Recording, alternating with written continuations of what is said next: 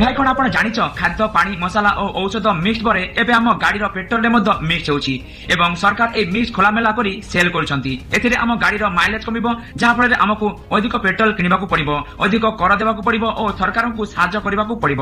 କିନ୍ତୁ ସରକାର ଏହି ମିକ୍ସ ପାଇଁ କଣ ଏକ୍ସକ୍ୟୁଜ ଦେଇଛନ୍ତି ସେଇଟା ଶୁଣନ୍ତୁ। ଆମ ସରକାର E20 ପେଟ୍ରୋଲ ଇଣ୍ଟ୍ରୋଡ୍ୟୁସ କରିଛନ୍ତି, ଯେଉଁଥିରେ ପେଟ୍ରୋଲରେ 20% ଏଥେନଲ ସୁଗାର କ୍ୟାନ୍ ମିଶା ଯାଉଛି। ଏହି ଏଥେନଲଟା ଏଗ୍ରିକଲଚର ରେଜିଡ୍ୟୁ ଭଳି ସାମଗ୍ରୀରୁ ତିଆରି ହୋଇଛି। ନିତିନ ଗଡକରୀ କହିଛନ୍ତି ଯେ ଏହି ମିଶ୍ରଣରୁ କାର୍ବନ ଏମିଶନ କମିବ, ତେଲ ଇମ୍ପୋର୍ଟ କମିବ, ଇଣ୍ଡିଆକୁ ଅନ୍ୟ ଦେଶମାନଙ୍କ ଭଳି ନିର୍ଭର କରିବାକୁ ପଡିବ ନାହିଁ। ଏହି ପଏଣ୍ଟ ଗୁଡିକ ଠିକ ମଧ୍ୟ, କିନ୍ତୁ ପ୍ରଶ୍ନ ହେଲା ଯଦି ଗାଡିରେ ଏହି ପେଟ୍ରୋଲ ବ୍ୟବହାର କରାଯାଏ ତାହେଲେ ଗାଡିର ଅବସ୍ଥା କଣ ହେବ?